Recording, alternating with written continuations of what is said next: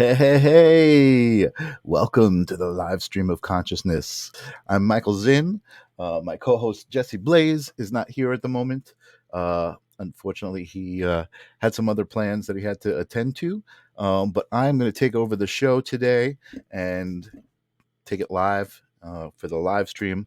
I want to first say hello to all of our lovely usuals out there, Angela and Tim and Ninja Kitty, and I see Leaping Games out there, and I feel like Romper Room when I look through the little magic glass and I see Bobby and Cindy and all the Who's in Whoville.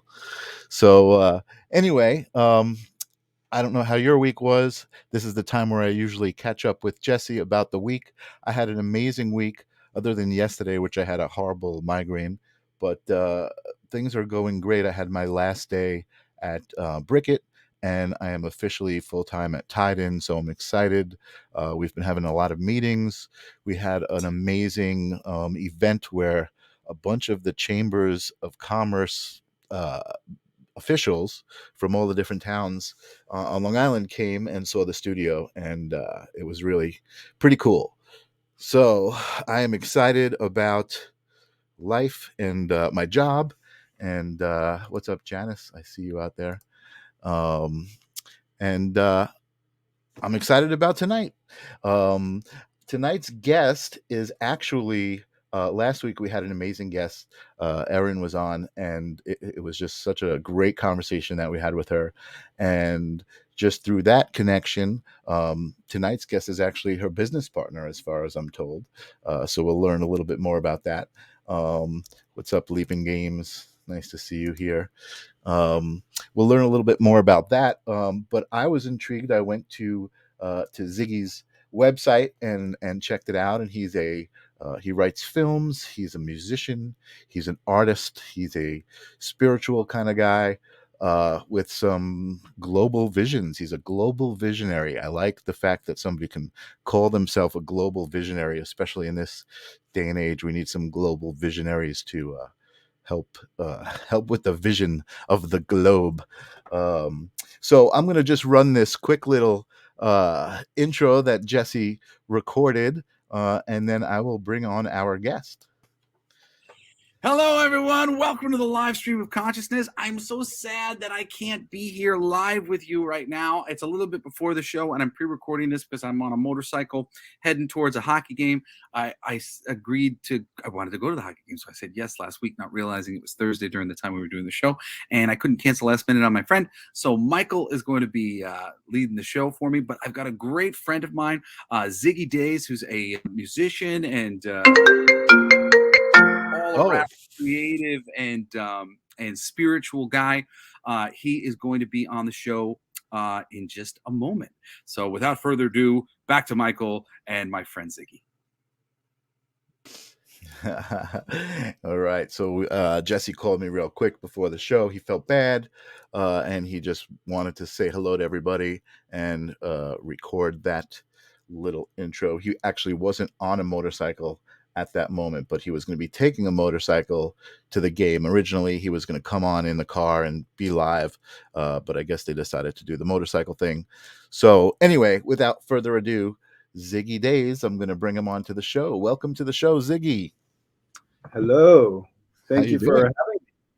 having me. Oh yeah, my pleasure. We had such a great time last week, and Jesse was like, "You know what? I think I got another guest," and told me a little bit about you.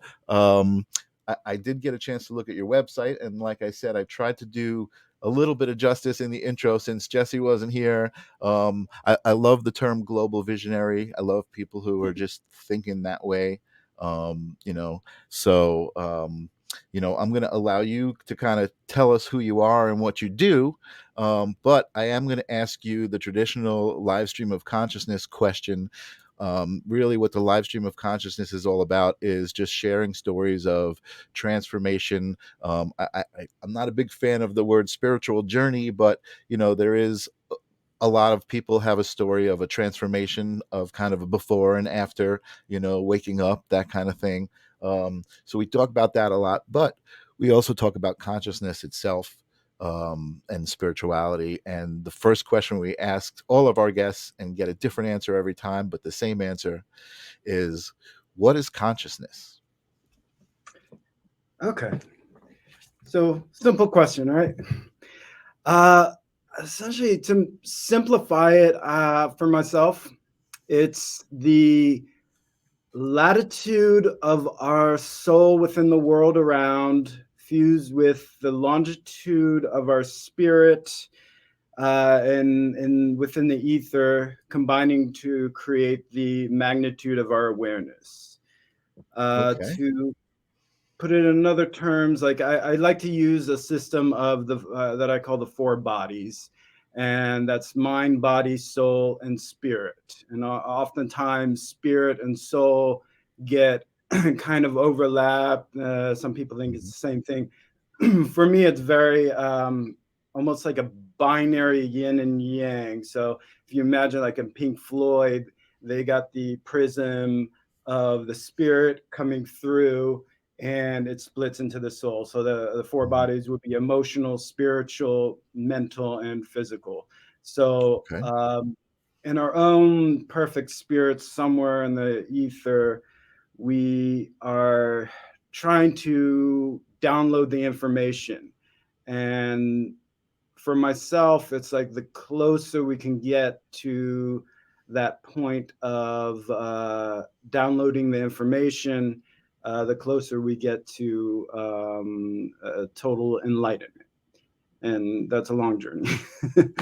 So, uh, Okay. Okay. yeah. That's an interesting answer. I like the way you kind of could explained the latitude and the longitude as two of the components there, kind of crossing over and coming together and creating that point of being. I'm imagining that's kind of what you were describing. And yeah, that's great. Very, very cool. Um, so the next part of the journey on the live stream of consciousness is really for you to tell us that story of transformation. But I think again, because I wasn't able to really introduce who you are now, I'd love to hear what you're doing now. What is Ziggy Dayz all about now? And then I think I would love to hear the story about how you became Ziggy Dayz.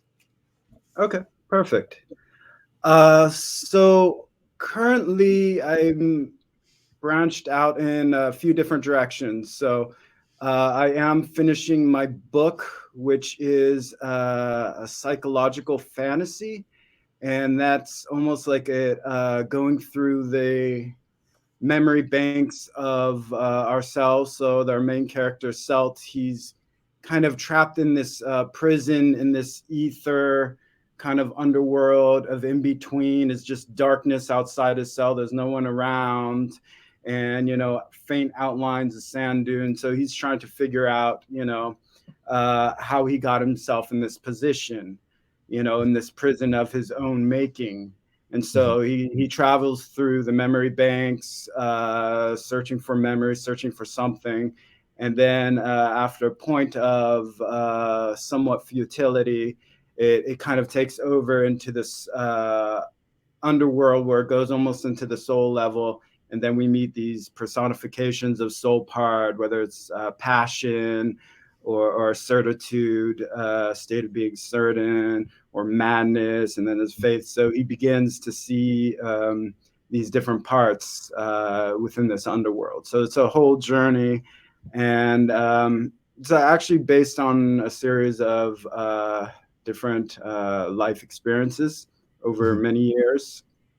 So that's the one project I got going. And then, So um, it's somewhat autobiographical, I'm imagining, uh, in a yeah, you like know taking real life stories. So it's a whole combination of different stories and not just my stories, right. stories of sadness, an old Mhm, mhm, woman watching her entire life kind of fleeting away, wondering, how did she mhm, get to that point?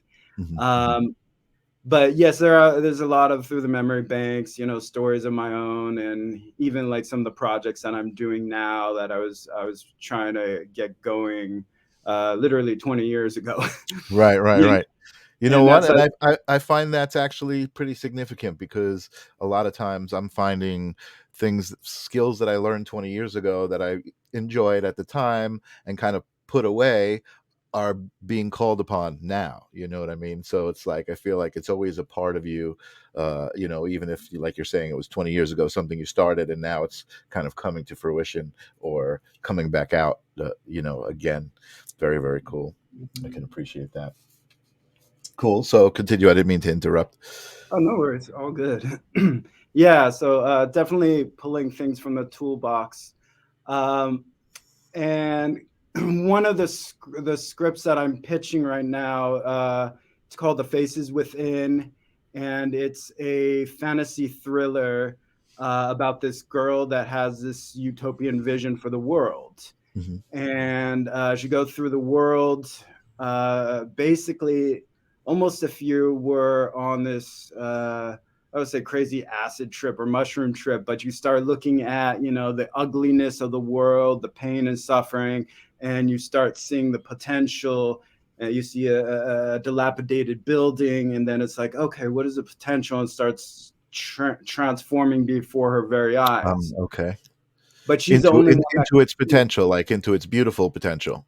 Right. So it's Right. like some places she starts seeing this whole Renaissance culture, so she's imagining the future, but she has to deal with the pessimism and jadedness of the world and also the self-serving greediness of it. So Right. it ends up like she's trying to stay away from this dark, twisted side to the world and stay within her perfection, but she is forced to confront Mhm. these sinister faces and this world of masks where she Mhm. goes into this whole underworld and everyone is wearing masks. Mm. Ironically, we're in a Interesting. time of masks, but Interesting. Yeah, yeah, yeah.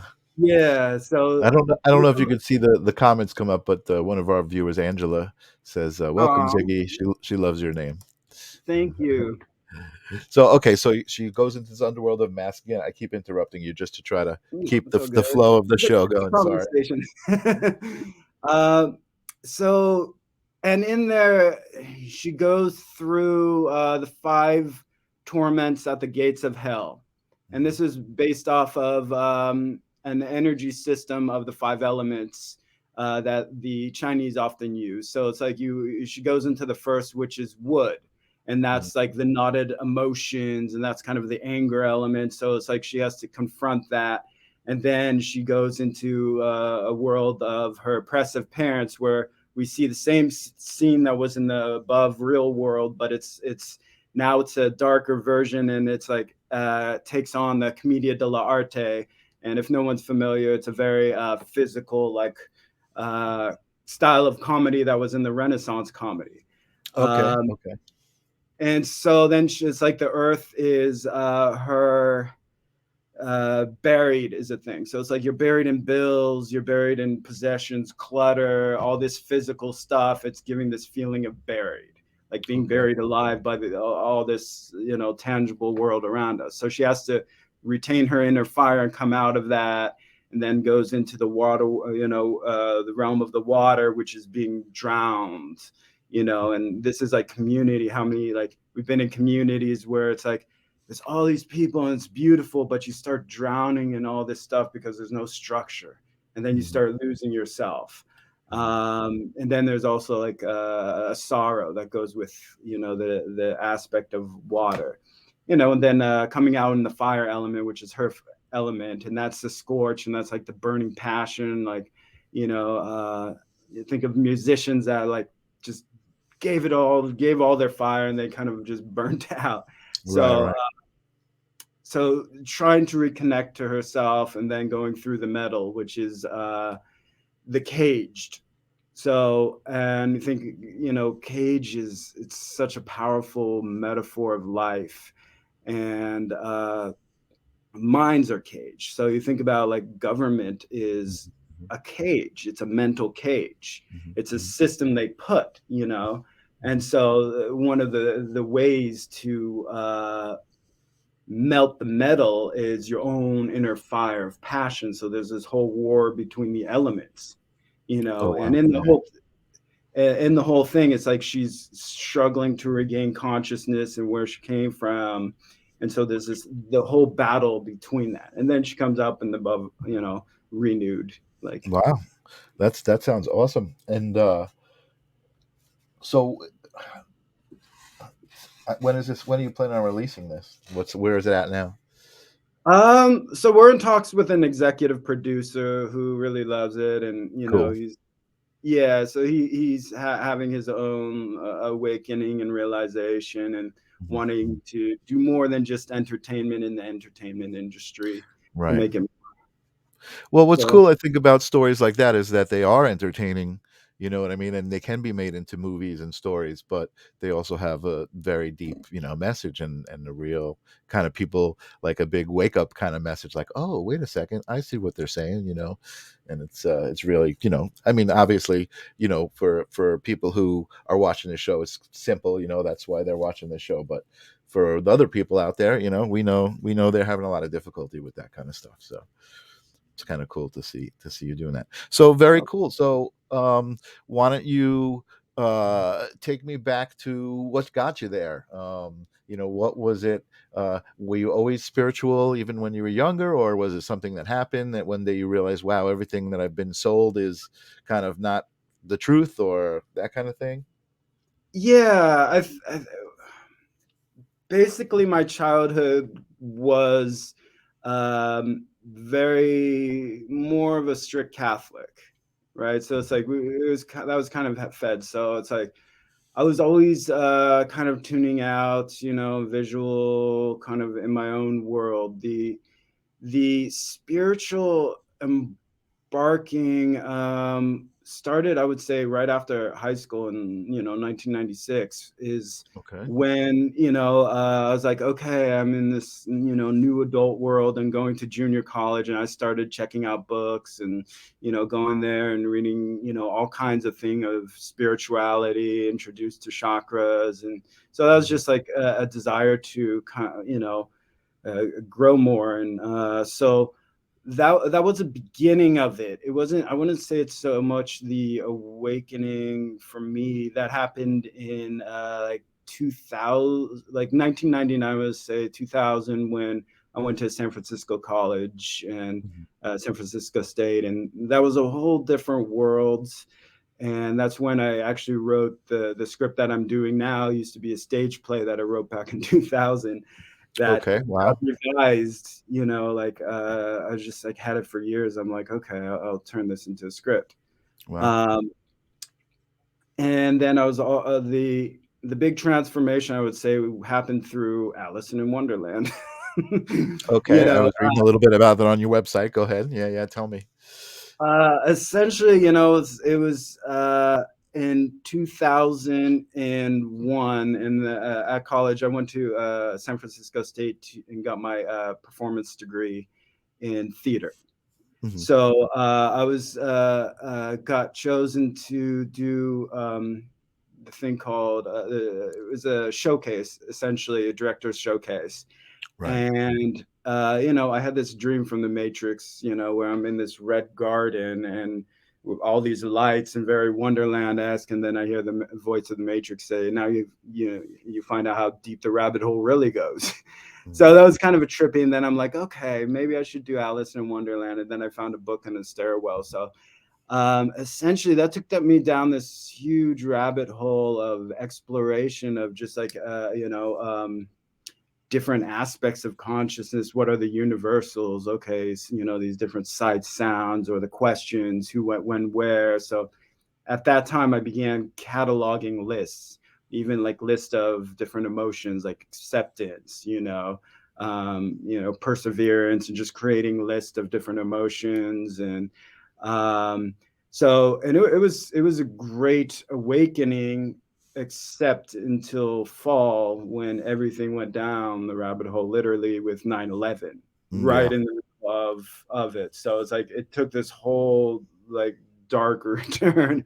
Right. And but that initially was the beginning. So it's like I still have stuff that I'm working on from back then, all kinds of explorations and trying to say, okay, I want to do a global company, but do things differently. So that was the beginning, and then through the years, all kinds of different milestones. But that was pretty much the start of it. So Cool, cool. Actually, I was going to make a reference when you were telling us the summary of your story, about how it sounded a lot like shadow work.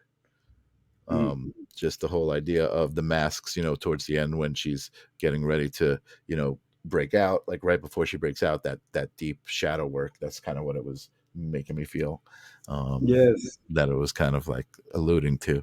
So okay, that's cool. So, and that brought you to where you are today. And I was talking to Jesse briefly, and I was like, I had heard somehow when he said, "Oh, I have another guest," that you guys were partners. So I'm like, "Oh, so are they husband and wife? What's the deal?" And he said, "You guys are business partners." So you and Erin from last week, who was our guest last week, and we really enjoyed our conversation with her. So, what is the business that you and Erin are doing together? Uh, Or are you allowed to speak about it, or is it? oh yeah, yeah, yeah. I mean, it's not just one business. So, I mean, we've been good friends for a very long time, and we've talked over the years about different projects. So, one of the things we're doing now is building up the Renaissance scene. So, and this is basically it's a parallel to the film script. So we're creating an actual type of scene, in the movie. She's going to be like dreaming about it, but then we're Mhm. manifesting it in real life. Right. And one of the inspirations, and this is an old project from a long time ago, uh, is creating like a version of cooperative owned businesses. And I explained a little on my website, but just to give a sum up, is a Pop that up. fusion of the the business world model and then a cooperative world business model. Okay. Um, so it's essentially it's gonna allow for people to start up businesses, but then it's like there's a partnership of equality. So the whole intent is to find a new form of business, where it's like you have two entities. One is the business, and then one is the workers. And it's Okay. basically looking at them as two entities rather than, oh, you just work for us, you're our employee, and then we'll pay you whatever, and then we kind of hoard everything else, which is the current business model, even though there Right. are Right. business owners. So in this one, we're treating them equally, and they say, okay, they're 50% of net proceeds, 50% no proceeds. So I the got. cafe is going to be it's interfusion of healthy vegan, but also comfort food. At like affordable prices, but then we're also doing like a Wonderland-esque lands, Renaissance ambiance of visual potency, and having a production company that we're also going to be building / talent agency. So it's like if you imagine a cafe with a production company and business development center doing recruitment to all the customers that come in. So it's Interesting. very, very wild and very different, but I think going to be interesting enough to gather a lot of people because the culture within is going to be built by the participants. So I gotcha. So, are you looking to create curate events, or more like immersive spaces, or I mean, you're talking about one the of each. Renaissance. A little Yeah. of each. One One of of each. each. I mean, it's essentially you imagine building a conglomerate of different things, from talent agency to holistic side. It's like, okay, why not get into, um, you know, uh, launching products and representing artists. Right. So Right. Right. it's like everything you would find in society. And, it's like there's corporations that have been trying to do their own version of that, whether it's, Right. Google or Apple expanding out in different ways. So it's like, well, Right. we're gonna Right. Right. we're gonna do what you guys are doing, because it's like at this giant game of Monopoly. If the winners are making a lot of the rules while winning, the only way is to kind of win at the game. So Mhm. that's Right. a much larger plan, but there'll be Right. a technological side. Right. um yeah, so Well, when you were saying you're talking about creating this Renaissance community, I was thinking of things like that I've experienced, like the Renaissance Fair, which is kind of an event that happens at the end of the summer. It's like a limited time, right. and then it's like a limited, it's a certain space, and they create this environment, an active environment. And then there are things. I'm friends with people who have done such things as the Penzic War. I'm not sure if you're familiar with the Penzic War. But the Penzic War is like the Renaissance Fair on steroids. It's like they actually go to a place called in Penzic, Pennsylvania, and they create these villages. There's two villages that they create with two kings, and Mm, they spend like a week or so or more creating those villages, and then they have one big night where the two kings have a meeting, and there's supposed to be a big festival, and then they get in an argument, and then thus the Penzic War. And then the next following mm, week or two is events that are simulated battles. I mean, people build yeah, like armor and like, I mean, they use PVC pipe weapons, but they go full out. I mean, it's a little bit more than just the Renaissance Fair where you're eating a turkey yeah, leg. It's like people are living that lifestyle for a good couple of weeks and really getting into that. And I mean, what I like about that kind of thing is, I mean, I love that kind of vision of the world where you're growing your own food and you're kind of self-reliant, and maybe you go down and you trade something with the guy who makes nice clothes, and things like that. I mean, that's I feel like we're kind of going back to that, and you know that can't be a bad thing. But so that's why I was asking you if it was an event or kind of what it was. But I guess, like you said, you can really do all of those things and connect them. Um, very interesting. Very interesting. So what else can you tell me about your views of spirituality? I mean, this show was kind of born out of uh, Jesse was doing a class on the 13 universal laws or 13 universal laws he had collated into his kind of book. Starting with like the law of one and going through the law of attraction.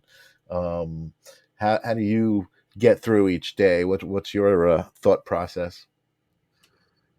uh yeah, I think usually in the beginning of the days I try and I don't know, retune my emotions or dreams or focus on them, and also to see ahead of things that need to be done and prioritize. So I mean that's just the days, and trying to narrow and kind of whenever I approach anything, try and come from a higher perspective. Hmm. For me, it's like we're in a labyrinth. That's like Hmm. we're in this labyrinth, and we're in this water that we keep on drowning, and then our head pops up, and then it goes underneath, and Hmm. Hmm. um, part of the objective is to see above the labyrinth, and Hmm. even physically, just going on a hill and looking down at it all Hmm. is a powerful thing for me. Hmm. Uh, so I might be straying from your question a little bit, but Well, no, that's fine. Well, I mean, I guess what I'm thinking is, I read a little bit on your website how 9/11 was pretty significant, yeah, and you mentioned how humanity went down the rabbit hole as a whole, and certainly that was definitely a time in my life that I can remember that things changed. You know what I mean? mm, Things were different from one day to the next, and I think we just experienced that with the last 2 years. Things are right, different now than they were 2 years ago. There is no going back to normal. There is no, oh, everything will get better. I mean, things have changed. right, And as we can see, there's lots of things going on in the world that are changing for worse, but, or for their, I don't want to say that. I guess.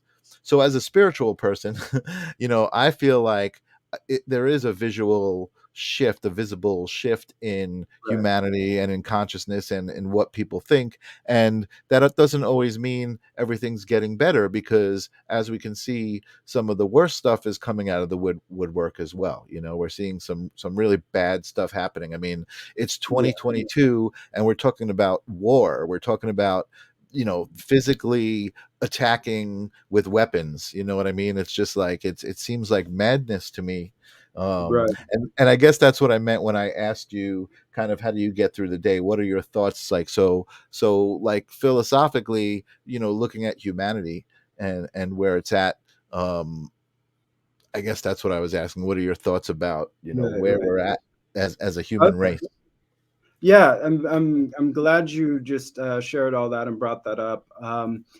So the way I see it is like we as a humanity are on our own pathway of collective being, if you will. So it's like we're stepping into our new state of collective being. Mhm. Um, the process that I observed, and I kind of started realizing this in you know um, 2020 during like the hit of the pandemic, and going through just the processes over the years and things I've observed, is that um, it's so 2001 for me, what I believe in for society was entering into an age of recognition. And what I mean by that is like, okay, the cog in recognition is a mental note. It's like you could say, "Oh, wait, something's not right over there." It's like, "Oh, wait, they're stealing over there." And so it's like a lot of pieces of information came into awareness, and some people chose to ignore, and some people used it to better themselves. Mhm. Um, and that the next process was the realization, or not the the contemplation. So over that series of time, about 15 years span, since then was one part of the shift. Now, and I noticed in 2016, what happened was we entered into basically the age of realization. Okay. And what I mean by that is um, there was a clear line of demarcation that was drawn. You What know, was the specific event that you're referring to? um, I Or mean, was I'm there thinking one? of the galvanizing one was in politics Mhm. of who was running for president, right? Mhm. So it's like there was, and not just that, there was all Okay. kinds of things going on, but just No, but the you're right. That was pretty significant. Yeah, that's pretty significant. so what it became like is the absurdity was mixed in with the sanity within the mainstream. Wow. So it's so mixed in that it's like, oh, okay, you see absurd, oh, that's stupid, that. So it's like we recognize those pieces, but it was only after that line of demarcation that says, which side of the fucking line do you stand on? Wow, dude, I gotta tell you that is so. I haven't really even thought about that, but you're right as far as your timeline goes and line of demarcation. Because I can very specifically remember referring to the movie Idiocracy. Mhm. Like, oh my God, we have a reality star running for president. It was like Camacho, right? Didn't they have the wrestler in Idiocracy? And it was, you know what? It's funny because you don't. That was very subtle. I think it was like, well, maybe not, because I can remember seeing a marked change in my mom. People who were kind of uh, those media, um, you know, consumers. You know what I mean? Who kind of live off of what they're told and which side they align with, and you know, um, interesting. Yeah. So continue again now. So 2016, you were saying, was another line of demarcation. Right. So that began the clear that was the beginning phase of the age of the realization. Right. Um and so and that's been 4 years running to 2020, and still carries over, and of course there's people at different parts of it, but um the splitting apart made it concentrated the absurdity to a point that it brought it into realization. It's like if you turn up the light just at 0.01%, it's like you might not see it. But it's like when you turn it up all the way, you're like, whoa, that's awfully bright. So then 2020 entered into some really interesting shifts, as we know. So it's like then for that, I kind of after the second major event of 2020 global event, I started noticing a pattern of the five elements, which I follow a lot. It's a Um, domino effect, yeah. exactly. So in 2020, so the first thing is like the first element we came to was water, right? So what happened in when the pandemic first hit? There was no one on the streets. You can drive all the way, across the city of LA in the height of traffic and not, almost no cars. And Right. it's like the air cleaned up, and it's like people went into this like somberness, and they went into themselves, and the look started looking inward, right? So that's like the very water element. And after a while, then it's like the next major event to happen was the uh, Black Lives Movement and the massive protests around the globe. And that's like, if it wasn't for that COVID hit, people would be in their jobs. They'd be pissed, but they do keep doing their jobs. But that allowed for like the wood element, which is fed by the stillness and the sorrow that we've had built up, and it feeds the anger of like, wait a second. And then that shifted into that summer is like the worst fires in California. That was a fire element, right? So all that wood fed that fire, all that anger, and then it's like on the other aspect is like you had the like this hate also building up. It is crazy, and then is like the other two ones were pretty subtle. Like then there was like the earth, and there was a big election because we had Donald Trump wanting to run again, and that was a pretty big event, all over the world. So essentially, though, going back to the old pattern that I noticed is um, what's next is essentially cohesion. So it's like I think we're about entering into like the age of cohesion, which is Okay. where we're coming together. Realizing the collective. Right. Yeah. So, kind of like what the show is doing is like Yeah. bringing Yeah. people together in a common understanding Right. and, common life lessons. So, Yeah. Yeah. and then just from observing other patterns past is like what happens after we're come together, the world is uniting, and then it's like the age of expression, where it's like, okay, now it's like we have you go into theater, it's like, okay, we got everybody kind of gathered, now we can begin the show, and people finding them true selves and Right. expressing, and Right. and then after that it's evolution. We go Evolution. evolution. That's Ah, finally. Oh, thank God. Thank finally God it. Thank God it ends with something some, good. so I mean, I'm assuming that's good. Evolution is good, but you know what? Yeah, and I see elements of that now. I see. I talk about it on the show too. The art community, people are so much creativity is coming out right now. People are being so creative and with so many mediums and so much available to be creative with. You know what I mean? There's like so much amazing creativity happening, and it feels so good to see it and right, feel good for other people having that ability to express whatever it is they're expressing. You know what I mean? For me, I'm a photographer and I express art that way often, but also, through my job at the studio, creating content, doing shows, it's all creative, and I'm loving it. And so I even take that a little bit further, and I do some 3D projection mapping, and we're working with doing a room and kind of trying to create an immersive experience upstairs in the chocolate factory. So Oh, um, cool.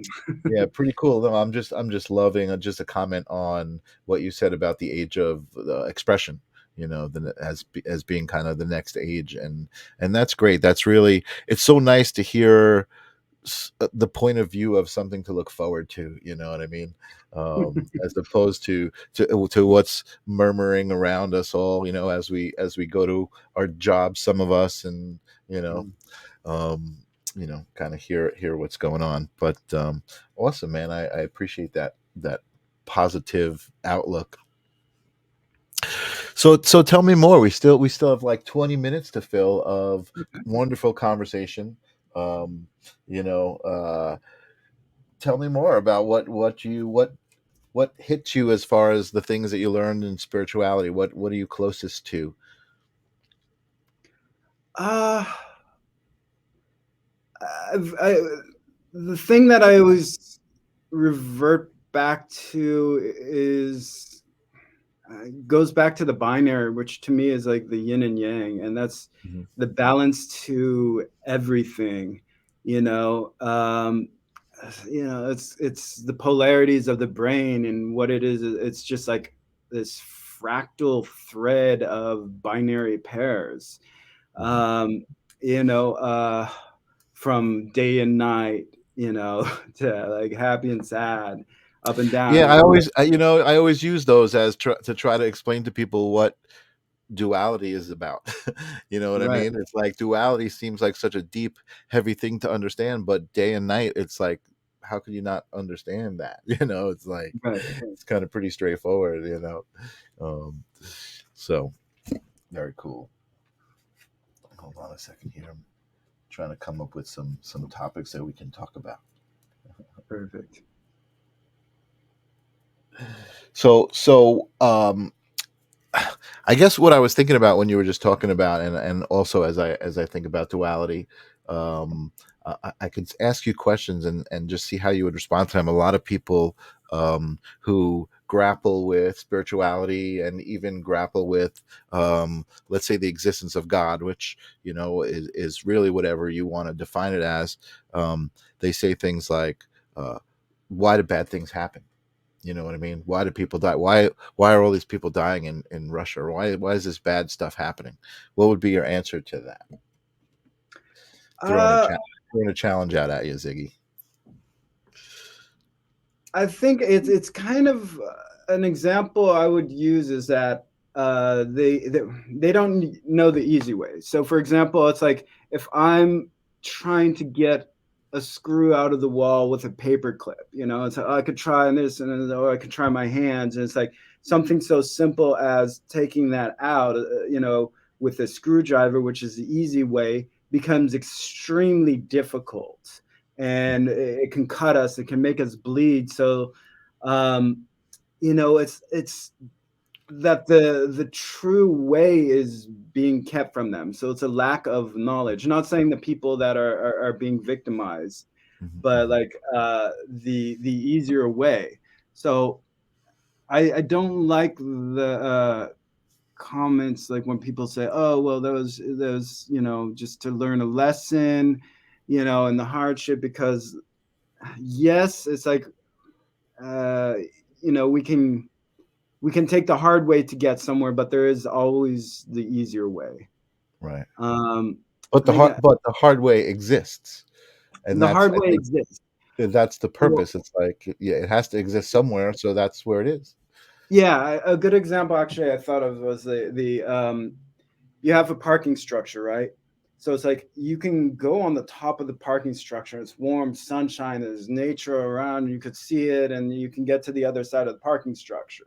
Or you can go on the bottom, which is all greasy and it's all dark, and it's like, and get to the other side. So you can get to the other side both ways. Mhm, You mhm. know, uh, And your perspective of the journey will be totally different.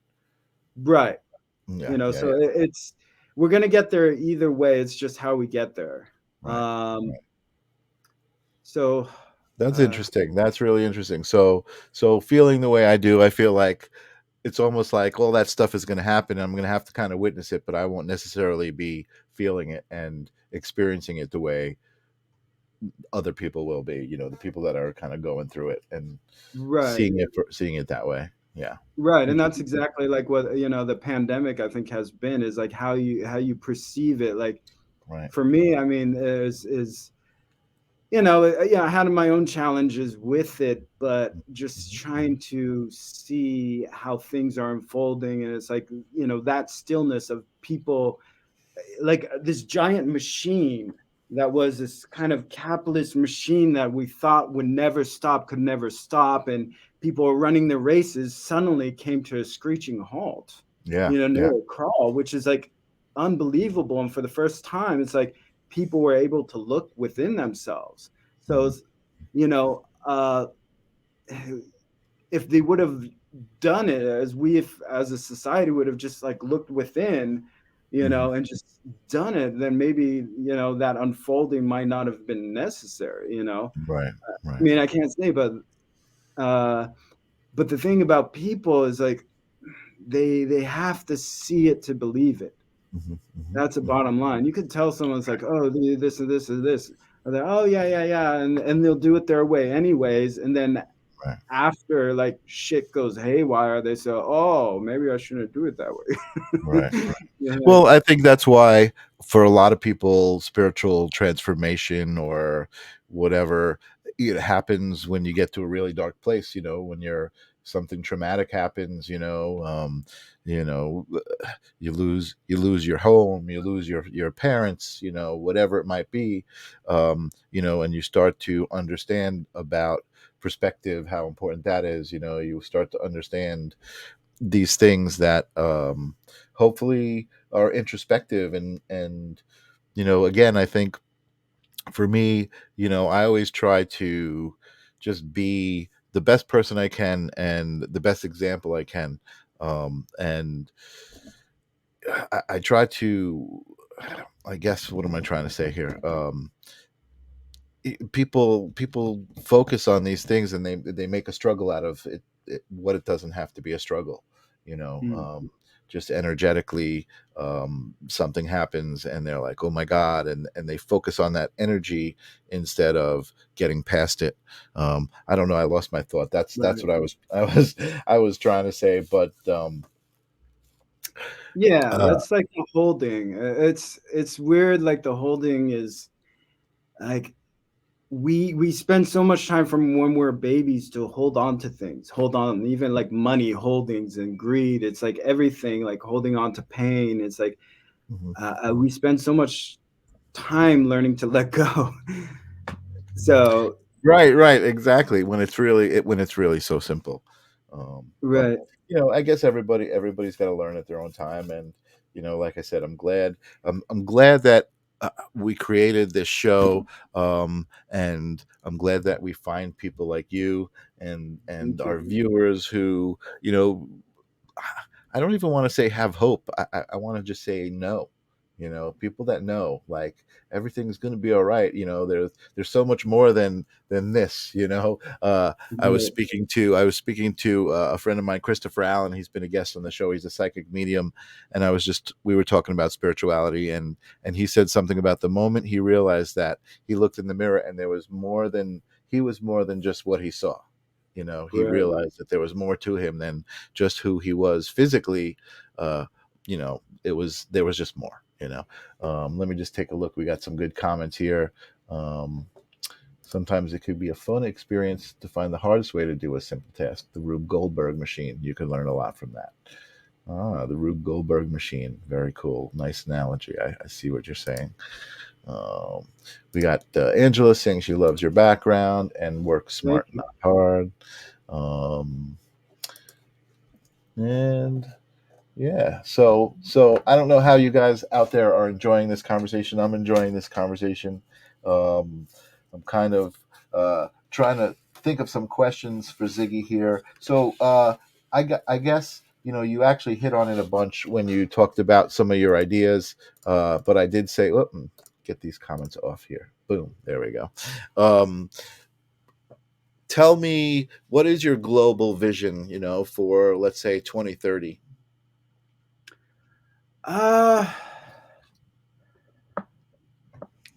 Do we make I it? would, well, see that it's kind of like the big picture is part of what we're all gonna have, but like what I envision is, like massive pyramids, like I got one that I did for Burning Man a while back that was an example of a design, but like large communities kind of interacting, and they got their own like little pods. And Hmm. I Hmm. think understanding the order of it, because I do believe it's going to be a very different climate, and there's going to be a shift. So it's going to be kind of a phasing out. Like I don't think money is going to be around very much longer, to be honest, It's because interesting you say that. That is something I think I have thought almost my entire life.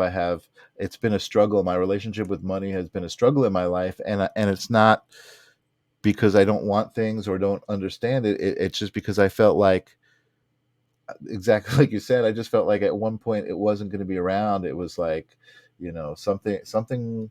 I don't know. It's interesting that you're saying that. It's like it's kind of a little yeah. bit of a validation for me. But I'm just trying to share your window here. Hold on, window Safari. Is that the right one? Let's see. No. Oh, Chrome has lost the permission. Oh, hang on a second. Oh, I see. Okay, so I'm going to have to open this up. Hold on a second. Just want to share something that you were just talking about. I got to open this up in a new tab. There we go. It's opening a new tab. I'm going to share the Chrome tab. Here we go.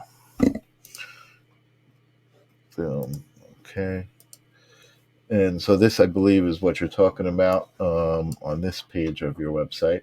I saw this drawing that you had created. When you were saying everything, your vision was pyramids. Um, tell us about this drawing.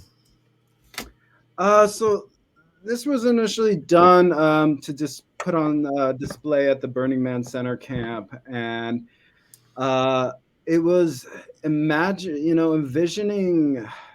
these large, harmonious spaces of productivity and play without any conflicts, and how would that work. So this is just an outline. So you see the roads going up there, and that's kind of where all the production and all the things go into the side of the pyramid. Then you Hmm. have the other side, which is kind of just living spaces. Then it's like on the other side is like agricultural side, and then there's a performance side on the top left, Hmm. um, for community things. And then inside the pyramid is like all kinds of different things. So you know it's not impossible to create something like this. It's just learning to find the balance of exchange value, because right now it's like we don't have anything of true value. If someone makes up a price Hmm. and says, oh, this is this price, is like, Right. where's the math behind it? Right. So uh cleaning up the mathematics of exchange. But yeah, and then you got sculptures down there. So I This mean is that's cool. Yeah, this is some cool stuff here. You did talk a bit about sacred geometry, which is a yeah. great topic as well. Yeah, if you scroll down one, Mhm. so this is I actually submitted this one to the U.S. Census, and they said, "Oh, it's too much work to rebuild our system." Okay. um, Wow. but this is goes into information architecture. So, true information architecture, in my opinion, is built off of common agreements within society through the voting process of reusing words. So, for Okay. example, this one is built on all the words I found in the dictionary that have the word common in it. So you got common sense, common good, commonor. So Hmm. commoner. Hmm. Hmm. And essentially, so this is all interconnected through different meanings, and there's layers, so I still have to study it more, but Right. that's an information architecture. So that's like a simple example is sight, sight, and sight. So you have SIGHT, which you see, and you see as sight, SITE, and then Mhm. you speak it, and you CITE. And that's Right. just a simple example of information architecture that was written into our language, where we evolved through commonly using this, because people saw that it's like, oh, if I use this is there's something true about this. I'm going to reuse it, and then it Wow, gets. that's interesting. Yeah. So that And one of the and things. where did and let me ask you a question. Where do you, like what was the inspiration for this? Like where did this come from? Is this like something that was channeled, or I mean, did you spend time researching this and put it together through research, or Uh, well, I mean, I researched all the words. Where I came to this, you know, for and this what goes back to the Alice in Wonderland, was like dissecting words. Mhm. So it's like always must always be true. So it's like ALL, and then the word WAYS. So always is all directions, Mhm. and Mhm. then so that's like almost like the where and when, and then time is like all always always time. Right, So right, right. um like at the heart of it, because even the alphabet that was created was observations of truth, of higher truth. So these are, information that was written to us in light, if you will, to use a metaphor, Mhm. that we extracted out. So it was just a study of words. So it's like I study all kinds of words, the ways and sides, and suffixes. So I used to collect suffixes, and then forming relationships. So it's like the relationships is another form of information architecture, where you got the different types of relationships. And what is a ship? It's something that you get on with a community, and you take in a place. And that's where the ships come from. So it was based off of something in Wow. nature, and that we adopted it into our. So it's like you've got companionship, and you've got friendship, and you've got fellowship. But then there's business sides. You got entrepreneurship, and you got trusteeship, and you got you know apprenticeship, and so you got all these Wow. different. Yeah. That So makes so much that's sense. Yeah, no, the psychological kind of placement of the word and how it makes sense. You could kind of almost like if you were an alien, you would almost be able to understand certain things with just some of the basics. Like I guess you're talking about that information architecture. Like, you get back to the I'm not sharing it anymore. You get back to like the center, word, in this relationship. And I'm using the word relationship. um, that's very cool, man. That's all really, really cool stuff. I was definitely intrigued when I was looking at the website and trying to figure out how this all tied together. But it's like, I feel like some of the most interesting people I know keep these journals, and like almost looks like Leonardo da Vinci's journal, like all of these thoughts coming out in diagrams and little drawings and stuff like that. So very cool. Angela says words are cool. Yes, we know yeah. that words are cool. And also that the world needs to filter back to simpler times. I'm going to agree with that one Mhm. for sure. So Ziggy, we actually made it. I know it was a little bit of a struggle there. I was trying to think of things to pull out of you, but your website has been scrolling along the bottom here, puzzlingclocks.net. That's where you can find the diagram that I was just sharing and some of Ziggy's thoughts on his global visions for the future. It was really awesome talking to you. I really appreciate you being on the live stream of consciousness. uh, I wish Jesse could have been here. He would have been into the conversation as well. Um, and I'm sure we will see you and Aaron again when you guys have something cooking. We'll certainly promote it on the show. So if you've got something specific and you guys both want to come on the show, let us know. Um, Awesome. and we'll take it that. Tim says he has a journal like that. You have a journal like the Leonardo da Vinci journal? Lots of crazy thoughts going through your head? Awesome. All right. Well, I think we've come to another end of another episode. I'm going to thank Ziggy for Yes. coming.